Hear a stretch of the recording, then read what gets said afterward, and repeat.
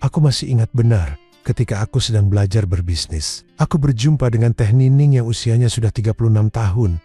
Sementara aku baru 18 tahun. Jadi usia Teh Nining 2 kali lipat usiaku. Aku menganggap Teh Nining itu guru sekaligus teman bisnisku. Karena aku mulai dari nol sampai akhirnya mengerti seluk bisnis berkat arahan Teh Nining.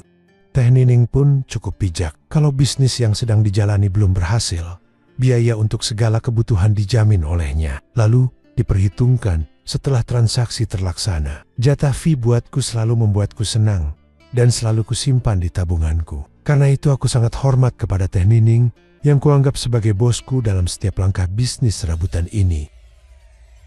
Yang lebih menyenangkan lagi adalah Teh Nining itu punya sedan merah marun metalik. Pada awalnya, dia selalu nyetir sendiri. Lama-kelamaan aku mengusulkan untuk gantian nyetirnya karena aku sudah lancar nyetir dan sudah punya SIM A. Sengaja aku belajar nyetir dan berusaha punya SIM, karena tadinya aku berniat jadi sopir angkot daripada nganggur. Setelah aku dites nyetir mobilnya, Teh Nining berkata, "Wah, ternyata Edo sudah bagus nyetirnya ya, malah lebih halus daripada Teteh.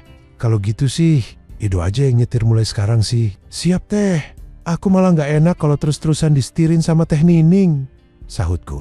"Nyetir keluar kota sanggup?" tanyanya. "Sanggup Teh, aku pernah nyetir sampai Semarang segala Teh," sahutku. "Baguslah, sebentar lagi ada objek di kota X. Ada pabrik bangkrut yang mau dijual besinya," kata Teh Nining. "Banyak besi tuanya Teh?" tanyaku. "Katanya sih lebih dari 1000 ton, jawab Teh Nining. "Berarti besar juga pabriknya?" tanyaku. "Memang besar, tapi pemiliknya kabur pulang ke negaranya. Lalu pabriknya disita oleh bank," kata Teh Nining. "Jadi yang mau menjual besi tuanya itu pihak bank?" tanyaku. "Iya, makanya Teteh bisa mendapat penawaran dari teman lama yang bekerja di bank itu. Kalau bukan lewat bank sih, sulit mendapatkan besi tua banyak seperti itu. Pasti keduluan sama para pemain besi tua," jelas Teh Nining.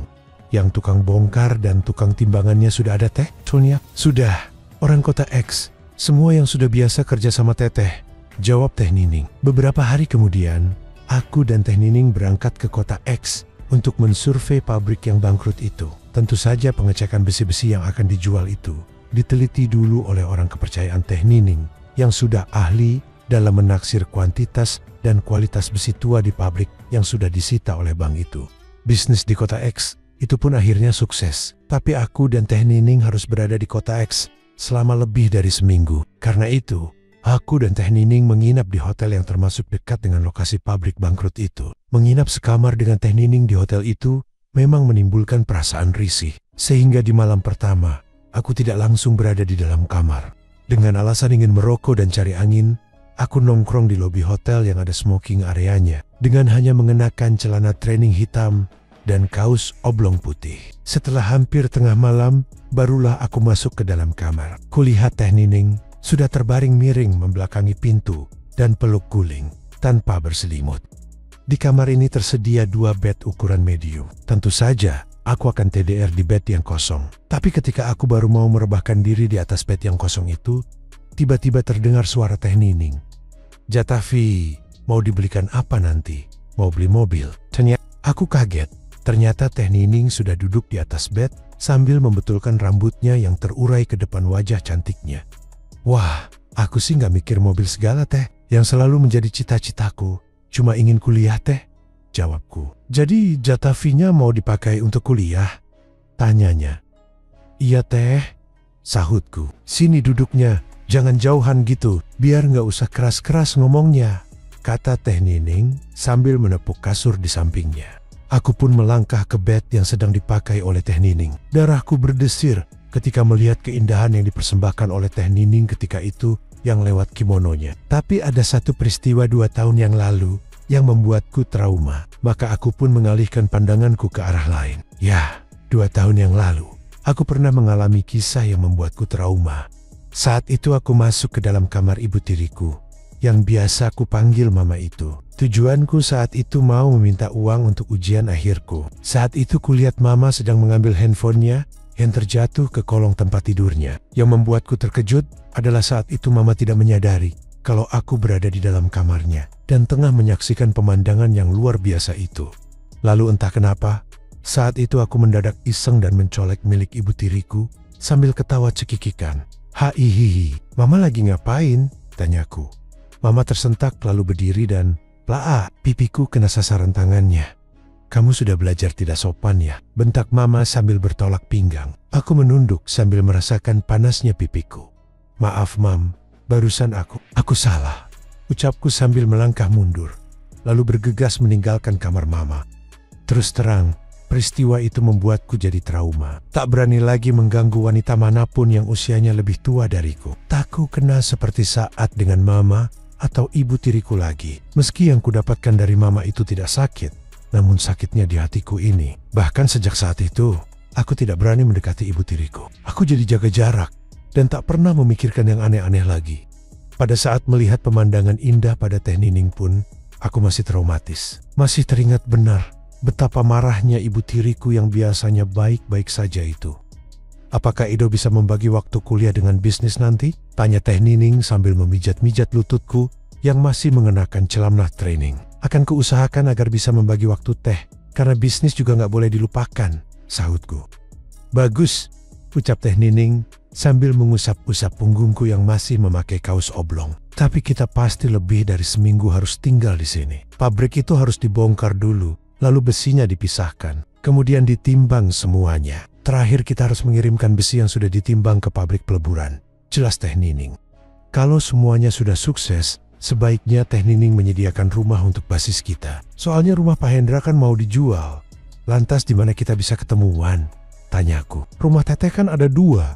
Nanti rumah yang kecil bisa dijadikan basis kita," kata Teh Nining. Aku mengangguk dan tersenyum saja karena aku masih agak bingung. Karena aku belum tahu seperti apa rumah-rumah Teh Nining itu, karena memang belum pernah pergi ke rumahnya. Setiap kali bertemu dengannya, selalu di rumah Pak Hendra atau janjian ketemu di food court sebuah mall. Soal tempat untuk basis, kita pikirkan belakangan. Sekarang sih Teteh lagi pengen hiburan yang paling menyenangkan, agar kita jangan stres menunggu lama-lama di kota ini, kata Teh Nining. "Mau hiburan apa Teh?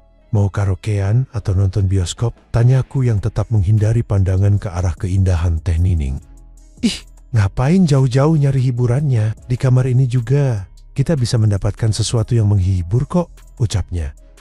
Mau main catur di sini?" tanyaku masih bernada lugu, karena tidak berani menebak secara cerdas hiburan apa yang Teh Nining inginkan. "Ih, masa main catur?" ucap Teh Nining, menutupi mulutnya seperti menahan tawanya. "Kan Teteh tahu, sama aku sih harus yang jelas ngomongnya." "Hehe," ucapku.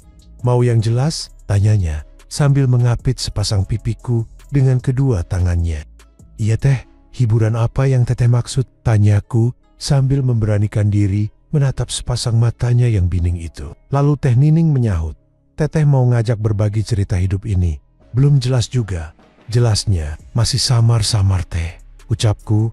Tiba-tiba Teh Nining sudah menggerakkan tangannya dan berkata, "Kalau Edo mau, kita cerita-cerita aja York."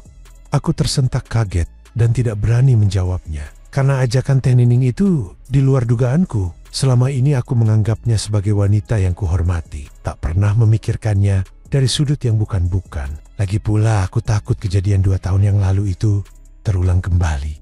"Kenapa diem? Gak mau?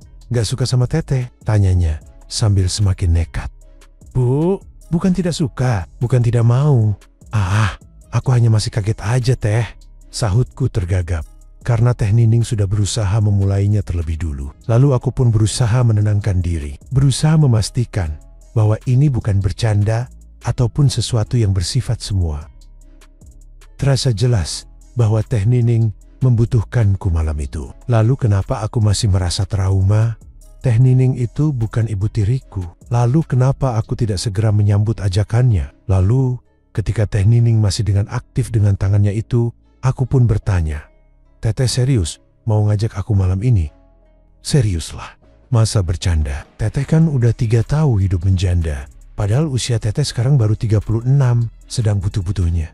Edo mau kan bantuin Teteh?" tanyanya penuh harap. "Mau Teh, tapi aku sama sekali belum punya pengalaman. Jadi harus diajari sama Teteh nanti," jelasku lugu. Beneran Edo sama sekali belum pernah sama CWK?" tanya Teh Nining. "Belum Teteh. Aku benar-benar belum pernah mengalaminya," jawabku. Jadi Edo masih bujangan asli? Tanya Teh Nining. Iya teh, disumpah apa juga aku mau. Aku memang belum pernah, ucapku. Teteh percaya kok sama Edo, tapi Edo sudah siap untuk memberikannya ke Teteh. Tanya Teh Nining. Siap teh. Aku memang sudah ingin merasakan sesuatu yang kata orang enak sekali itu teh, jawabku. Teh Nining tersenyum, lalu segera mempersiapkan segala sesuatunya, yang tentu saja spontan membuatku bengong. Teh Nining kemudian berkata, ayo cepat kerjakan seperti apa yang Teteh lakukan ini. Iki ya teh, sahutku tergagap. Karena baru sekali inilah aku melihat wanita dalam kondisi begitu. Aku pun segera mempersiapkan diriku untuk mengerjakan satu hiburan, seperti yang diharapkan oleh Teh Nining malam itu. Bahkan ketika aku telah menyamakan kondisi dan situasiku sepertinya, dia tampak terkejut dengan apa yang dilihatnya saat itu. Karena masih ada trauma, aku melihat ekspresi wajah Teh Nining saat itu. Bagaimana? Apakah seperti ibu tiriku? Ternyata sebaliknya. Teh Nining malah berkata, walaupun sudah punya si buah hati, Teteh jamin masih seenak dodol Garut loh. Hehe. Masa sih? Cetusku terputus di tengah jalan, karena tanganku sudah keburu diraih oleh Teh Nining. Tanpa membuang-buang waktu lagi, aku pun segera mengikuti semua arahan yang diberikan olehnya. Dan alhasil aku malam itu berhasil membuatnya merasakan kebahagiaan yang berlebih. Di samping aku masih bujang tulen, aku juga bisa bertahan cukup lama. Sehingga malam itu aku berhasil membuatnya dapat 3 kali. Dengan aku hanya 1 kali di akhir. Apakah setelah peristiwa ini, Teh Nining akan semakin perhatian sama aku? Ataukah bagaimana? Nantikan terus ya kelanjutan ceritanya. Sekian dan terima kasih. Sampai jumpa lagi. Semoga terhibur ya.